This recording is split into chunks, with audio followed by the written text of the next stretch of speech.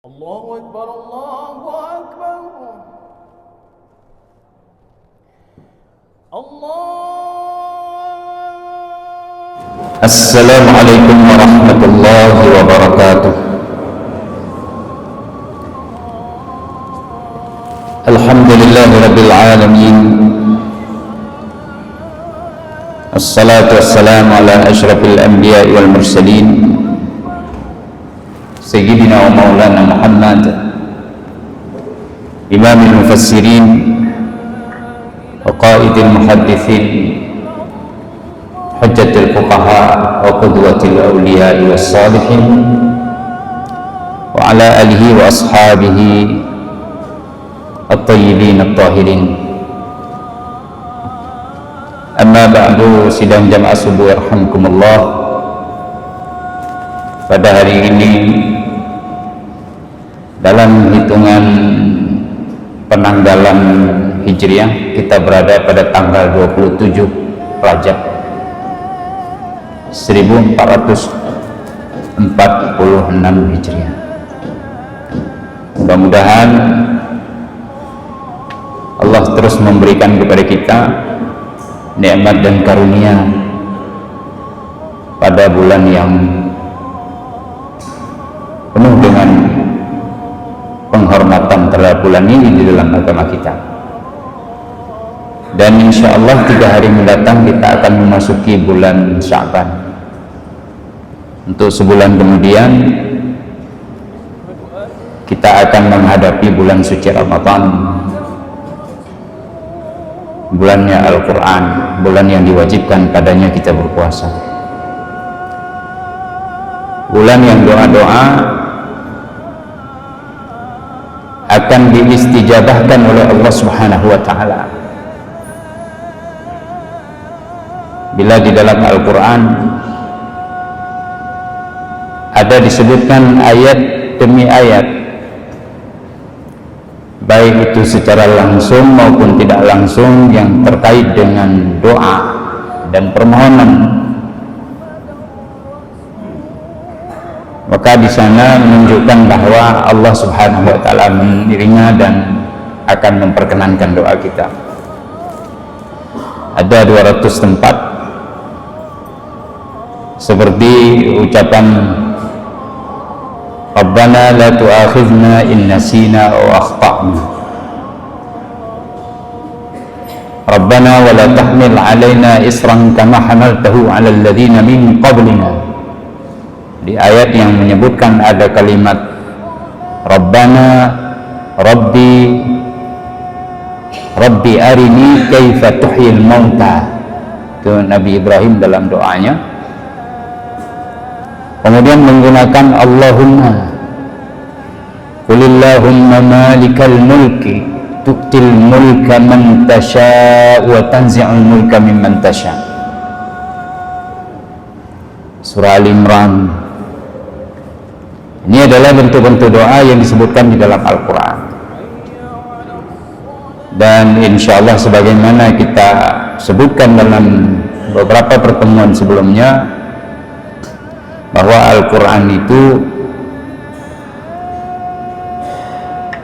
Al-Quran itu pada masa Rasulullah itu dibagi kepada 7 hizib, atau disebut dengan 7 manzilah. Dibagi oleh sahabat manzilah-manzilah ini supaya mudah dibaca, sehingga dalam 7 hari mereka sudah mengkhatamkan Al-Quran. 1 hari 1 manzilah. Dari surah Al-Baqarah sampai dengan surah An-Nisa itu 1 manzilah. Sekali baca selesai 3 surat ini. Al-Fatihah sebagai pembuka. Surah Al-Fatihah itu muqaddimah, namanya saja surah Al-Fatihah, pembuka daripada Al-Quran. Hizib yang pertama atau manzilah yang pertama itu 3 surat, manzilah kedua 5 surat, manzilah ketiga ada 7 surat, manzilah keempat 9 surat. Manzilah atau hizib yang kelima pada masa sahabat itu 11 surat, yang keenam 13 surat, yang ketujuh dari surat Qaf sampai dengan surah An-Nas. Qaf wal Qur'anil Majid.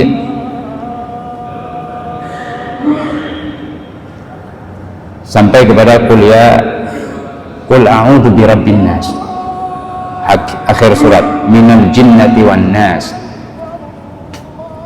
Jadi 7 manzilah ini, 7 hizib ini dibaca oleh sahabat setiap hari 1 hizib. Itu paling kurang, sehingga tamat Al-Quran. Lalu Al-Quran dibagi menjadi 240 rubu' atau 60 hizib. Setiap hizib itu mengandung 4 rubu', 60 hizib 240 rubu', 240 per 4 itu dibagi Al-Quran, sehingga setiap orang bisa membaca di malam harinya itu 1 hizib, di siang harinya itu 1 hizib. Maka dia bisa menyelesaikan 1 juz 1 hari dan 30 juz dalam 1 bulan, sehingga khatam Al-Quran 12 kali dalam setahun.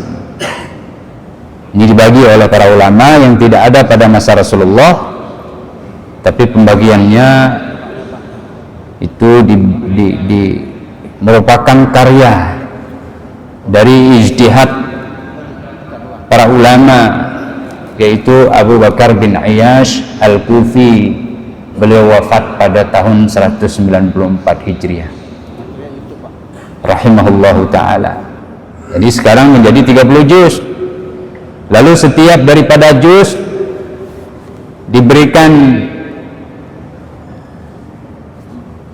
semacam pendapat, yang kemudian pendapat itu dipegang oleh seluruh dunia Islam, oleh ulama Turki, agar setiap juz itu dicetak dalam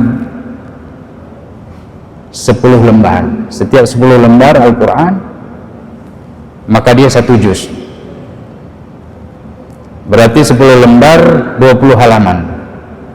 Untuk mengkhatam Al-Quran dalam sehari, boleh pilih setengah daripada lembaran 10, 5 lembar,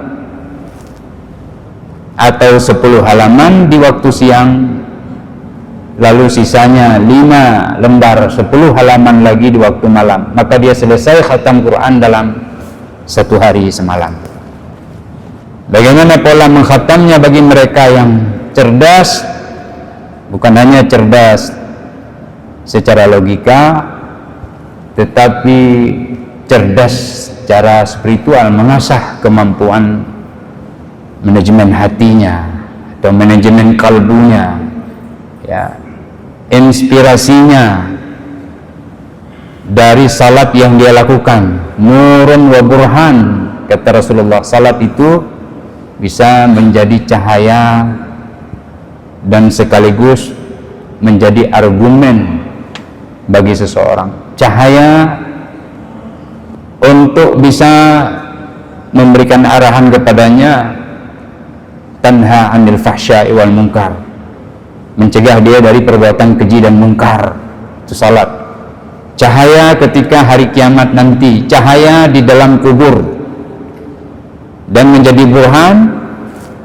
Burhan artinya hujjah. Al-ahdu bainana wa bainal kufri as-salah, kata Nabi. Traktat atau segel ataupun tolak ukur antara kita dan kekafiran itu adalah salat. Kemudian burhan hari kiamat, dia menjadi hujjah di depan Allah. Awwalu ma yuhasabu bil 'abdu yaumil qiyamah as-salah. Idza salahat aflaha wa anjah, wa idza fasadat khaba wa khasar.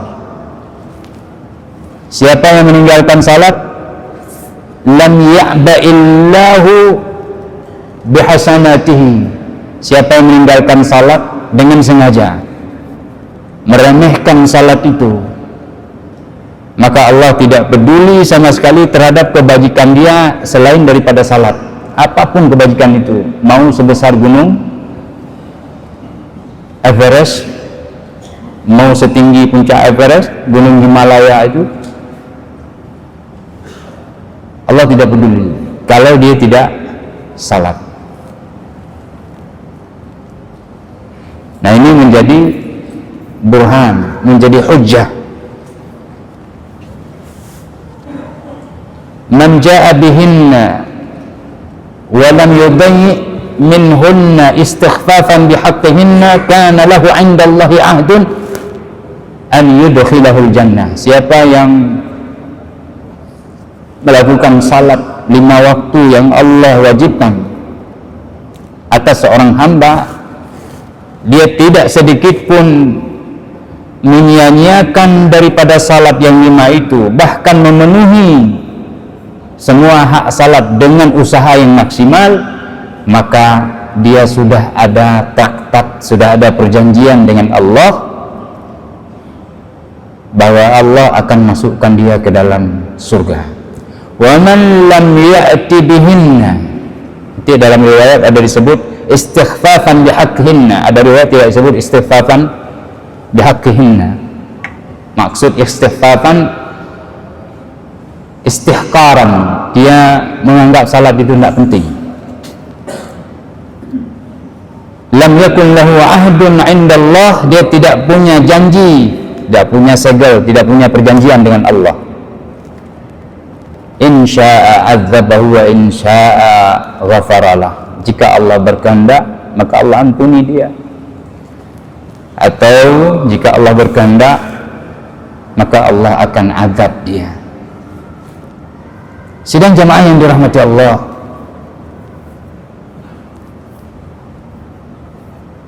ini Al-Quran menghimpun doa-doa. Al-Quran bisa diselesaikan bacaannya di dalam 5 waktu salat. Minta sama Allah supaya berikan kita kekuatan. Setiap waktu salat ada 2 rakaat kita membaca ayat. Memang ayat menyebutkan faqra'u ma tayassara minal Qur'an, bacalah yang mudah bagi kalian dari Al-Quran dalam salat. Mau baca setelah Al-Fatihah, Al-Fatihah sudah pasti kita baca nih, karena dia menjadi rukun dalam setiap rakaatnya. Tapi ada 2 rakaat, kalau subuh dua-duanya dianjurkan kita baca Al-Quran. Habis Al-Fatihah, setelah selesai Al-Fatihah kita baca tuh. Mau kita baca inna a'tainakal kautsar, Allahu Akbar juga boleh. Inna a'tainakal kautsar sampai kepada inna syani'aka huwal abtar. Cuma 3 ayat kan? Ayat kedua fashalli li rabbika wanhar inna syani'aka huwal abtar. Allahu Akbar boleh. Tapi bagi mereka yang cerdas spiritualnya tadi itu, dia asah mata batinnya, dia membaca setiap rakaatnya 1 halaman dari sudut ke sudut. Sudut 1 halaman, sudut mulai dengan sudut akhir. Tak ada Quran, Quran pojok namanya.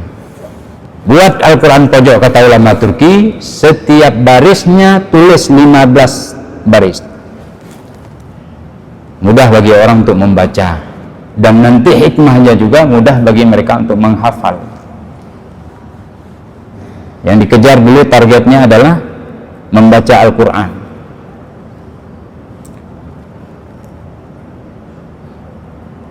Kalau setiap rakaat salat, 5 waktu salat itu 17 rakaat, yang tidak dibaca pada 6 rakaat. Zuhur 2 rakaat tidak dibaca, 2 rakaat di awal dibaca Al-Quran setelah Al-Fatihah, 2 rakaat kedua kadang tidak dibaca dia, untuk istighfaf, untuk supaya memangkas salat sehingga ada orang yang kebelet, ada orang keburu, ada orang banyak hal, bisa segera. Di 2 rakaat pertama usahakan ada Al-Quran. Apalagi dia salat sendiri, tergantung kepada dia. Ya. Jadi 7, 6 pada 4 rakaat, ambil 2, zuhur, asar, dan isya. Pada maghrib 1 rakaat kita tidak baca. Jadi ada 10 rakaat yang kita membaca Al-Quran. Di malam harinya, di setiap salatnya kita baca itu. Maka kita dapat ya 10 halaman, setengah juz. Nanti dirikan salat malam, qiyamul lail, tahajud, atau qiyamul lail saja tanpa ada tidur, ataupun salat duha 10 rakaat, salat duha, atau 8 rakaat, atau 12 rakaat, katakanlah 10 rakaat maka selesai. Atau 4 rakaat saja, ambil qiyamul lail nanti 6 rakaat, tambah witir 1, maka kesempatan untuk membaca Al-Quran dan menamatkannya dalam 1 juz 1 hari itu adalah suatu keniscayaan. Itu bagi mereka yang spiritualnya cerdas. Sidang jamaah yang dirahmati Allah, kemudian kita lihat lagi Al-Quran dihitung huruf demi hurufnya oleh para ulama. Ada 300-an ya, 323.670 huruf. 323.670 huruf itu dihitung oleh ulama.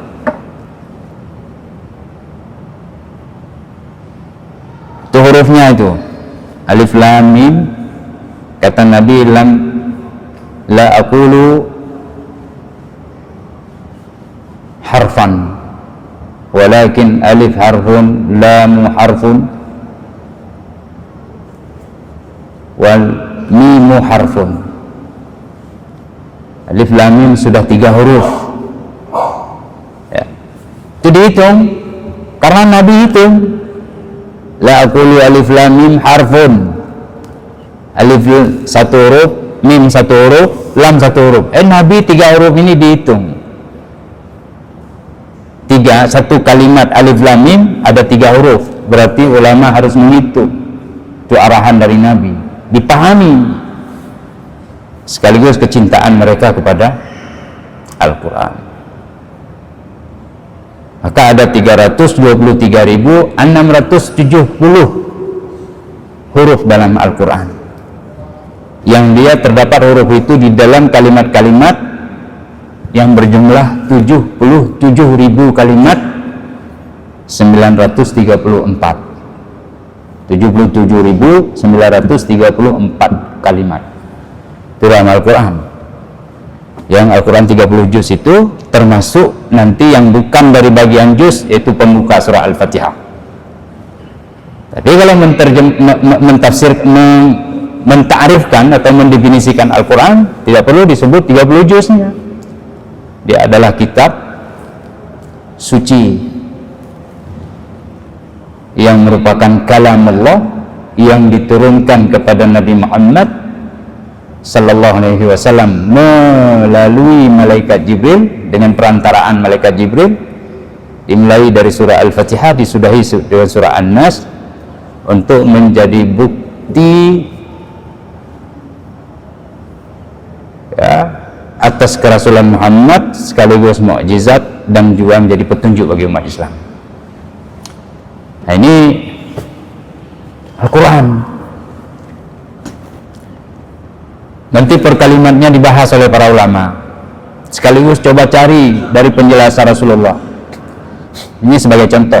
Makanya kita buka tadi di awal kajian kita subuh ini adalah tanggal 27 Rajab.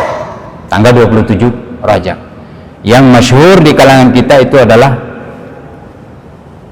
ada peristiwa Isra dan Mi'raj. Nabi Isra ke Baitul Maqdis, Mi'raj nanti ke langit, baru kembali lagi ke Makkah.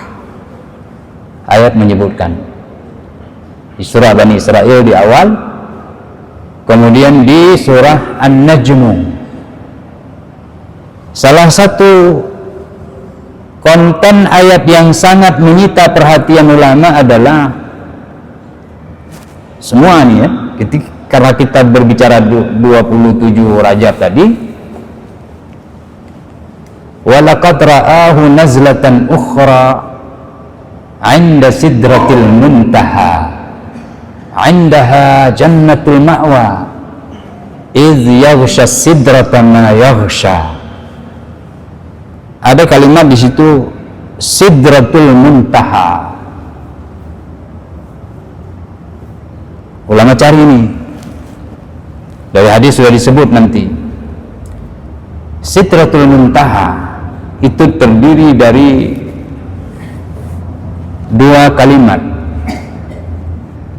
Pertama sidr atau sidrah, yang kedua muntaha, karena idhafah sidratul muntaha. Pohon, sidr artinya pohon. Pohon secara khusus adalah pohon bidara. Kalau dari makna penggunaan kosakatanya, pohon bidara. Al-muntaha itu akhir, pohon yang terakhir. Itu secara letterleknya. Jadi menjadi sebuah identitas bagi satu pohon, yang pohon itu adalah akhir dari segala sesuatu selain daripada Allah Subhanahu wa ta'ala. Jadi malaikatnya berakhir pada pohon itu, ilmunya habis, dia tidak akan bisa melampaui itu. Allah menurunkan ketentuannya pada pohon ini. Yang menariknya adalah ayat ini berada pada ayat ke-41. 41. Walaqad ra'ahu nazlatan ukhra 'inda sidratil muntaha. Sungguh Muhammad telah melihat wujud Jibril itu kali yang lainnya, karena Nabi pernah melihat sebelumnya. Ini pada kali yang lainnya Muhammad telah melihat Jibril itu. Di mana? 'Inda sidratil muntaha, di sisi sidratul muntaha.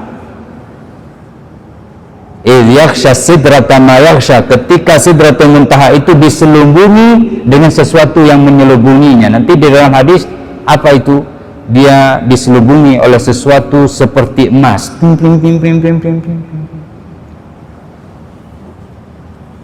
Ya, begitu indah. Ini pada ayat 41 tuh. Sebelumnya di surat yang sama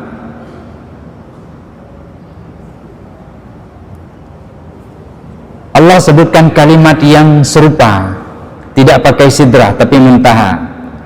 Wa anna ila rabbikal muntaha, sama muntaha. Sidratul muntaha di sini ila rabbikal muntaha, dan bahwasanya hanya kepada Tuhanmu lah akhir dari segala perjalanan.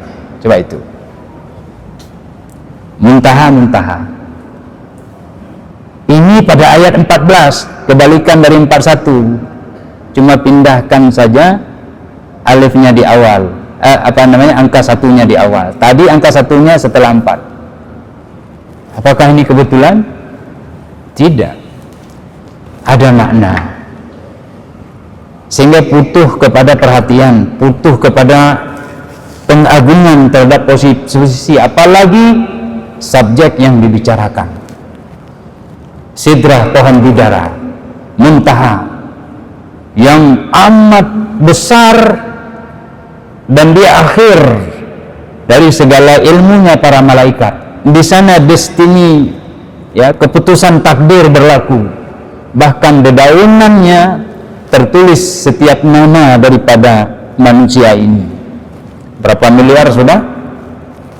8 miliar masa kita. Sebelum kita, ya, semenjak di sensus penduduk sampai dengan hari ini 8 miliar. Sebelum di sensus, umat-umat terdahulu. Setelah sensus ini, kapan lagi ke depan sampai kiamat? Luar biasa. Jumlah semua bilangan manusia yang lahir sudah tertera namanya, suaranya keluar, maka tertera di sana. Ketika pepohonan itu melayu, itu tanda bahwa umur seseorang sudah mendekati akhir, lalu dia akan gugur. Ada lagi mengatakan di sana pengetahuan disampaikan kepada para malaikat sehingga diambil tindakan, sebuah ketentuan, dieksekusi dengan bahasa kita sekarang.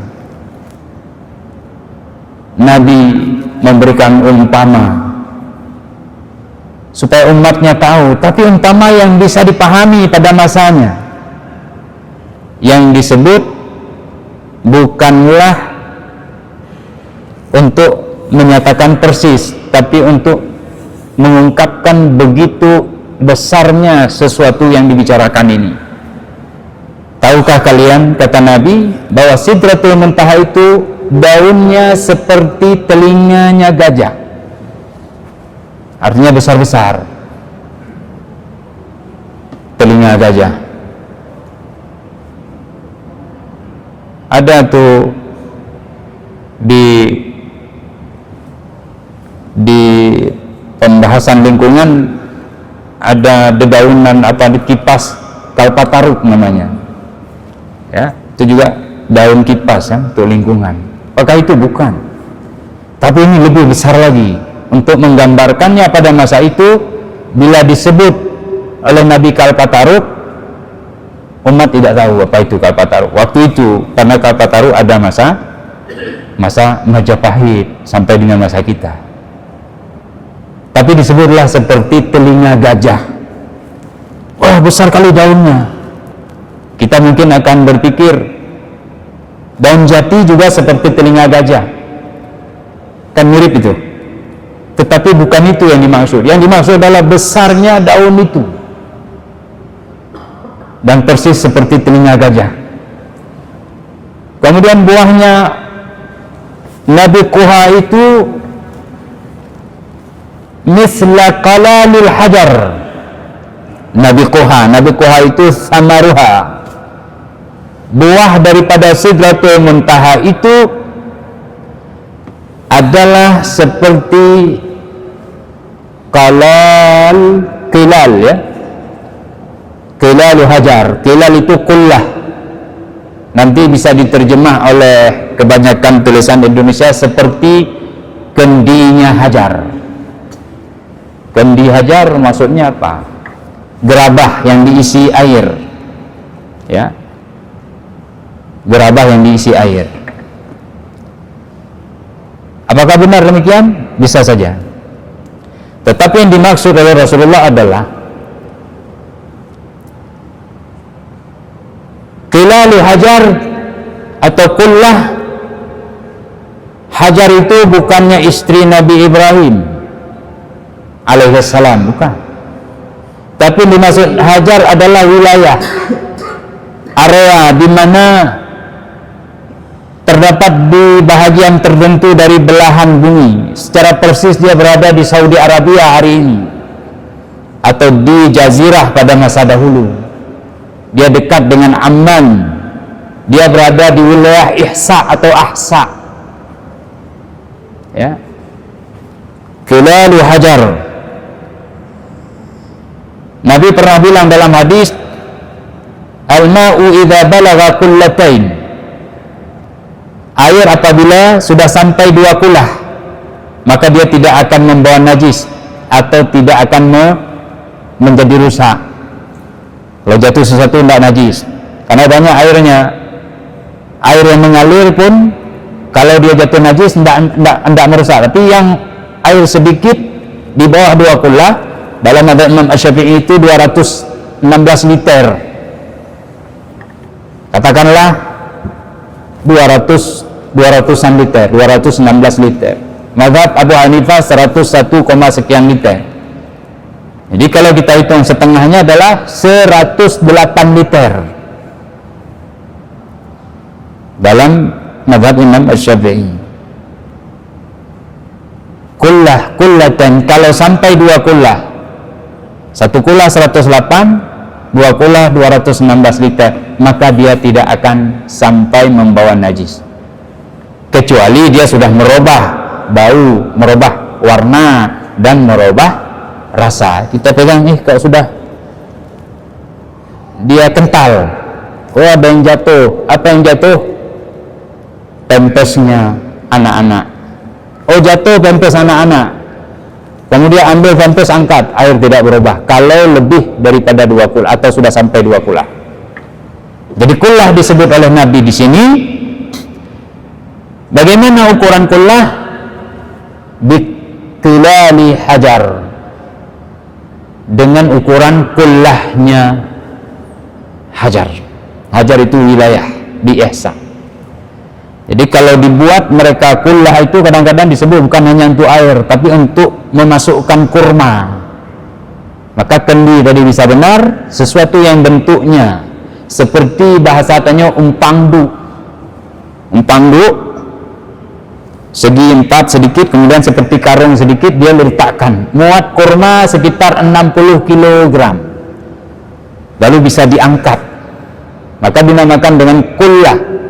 Ya, dia ukuran itu mudah bagi seorang lelaki dewasa. Ya, nah, dia banyak tapi sedikit. Nah begitu. Ya. Nah, sedang jemaah yang dirahmati Allah, ini Sidratul Muntaha. Dengan bahasa Aceh, ini saya tidak tahu kalau bahasa di tempat lain apa ya. Tapi bahasa Aceh kitanya pohon bidara itu namanya boh duri sut-sut. Boh sut-sut. Ya, batang duri sut-sut. Dia dipagar, di lampu-lampu, di sedikit agak hutan kecil-kecilan, dia naik di pagar. Seperti pohon bidara itu yang ditanam dalam pot oleh orang kita ini sekarang, masa ibu-ibu modern kan. Itu yang dipakai untuk meruqyah, itu bisa mengusir setan dengan izin Allah. Nah di sana buah duri sut-sut itu seperti kullah hajar itulah, persis, cuman ukurannya besar. Dan bila sekarang kita pergi ke wilayah Ihsa atau terbang dengan pesawat untuk umrah dan ke Saudi Arabia atau ke Turki misalnya, kita lewat di atas Amman, lewat di atas Saudi Arabia di awal, kita akan lihat ke bawah. Di sana berbentuk bundaran-bundaran sebesar 1/4 masjid raya ini, atau lebih besar lagi, atau setengah masjid raya, besar-besar tuh, atau sebesar masjid raya ini. Bulat dari atas nampak. Apa itu bulat-bulat? Ada hijau, ada kebiruan, ada keabu-abuan, hijau-hijau. Kita pikir kok bisa, orang tanya kok bisa. Itu adalah kullah. Jadi Nabi dulu menyebut kullah untuk pasau kurma dan pasau air. Sekarang kullah di Ihsa, di wilayah hajar itu sudah diisi dengan minyak dan gas bumi. Karena di sanalah produksi gas dan minyak bumi terbesar di Saudi Arabia. Jadi kalau sebesar kullah ini ya masuk najis, maka tidak akan membawa mengotori air, menajiskan air, tidak. Nah, tetapi ukurannya bukan ini. Ini hanya sebuah gambaran bahwa ada sesuatu yang terjadi dengan hajar itu. Yang ingin dikatakan dalam hadis menurut para ulama, bila berbicara tentang air yang bernajis, itu 2 kullah 216 liter, bukan kullah isi gas dan minyak bumi ini, karena ini besar sekali. tapi koneksitas pengungkapannya itu oleh Nabi. Kenapa dipilih Hajar? Rupanya kemudian hari dia menjadi tempat dibuat kulah untuk menghasilkan gas dan minyak bumi. Wallahu a'lam bishawab. Jadi sidang jamaah, bila kita pelajari agama kita, ada koneksitas sehingga akan membawa kita kepada pemahaman yang lebih mendalam. Semoga bermanfaat adanya. Ya, 27 Rajab, Sidratul Muntaha mungkin hadir di dalam jiwa kita untuk bisa sampai wa ila rabbikal muntaha, dan akhir dari perjalanan kita adalah kepada Allah Subhanahu wa taala. Semua amal akan diangkat. Semoga bermanfaat. Subhanakallahumma wa bihamdika asyhadu an la ilaha illa anta astaghfiruka wa atubu ilaik. Assalamualaikum warahmatullahi wabarakatuh.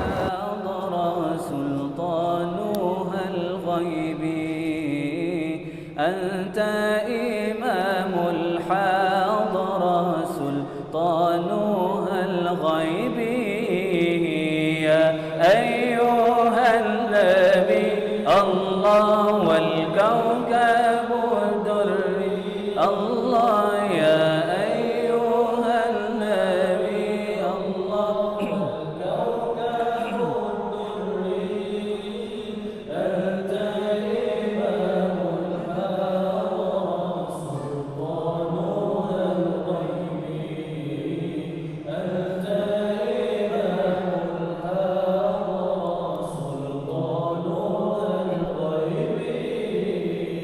فإني عبد حملي ثقيل فإني عبد حملي ثقيل ولي ذنوب مثل الرمال ولي للرمال يا أيها النبي الله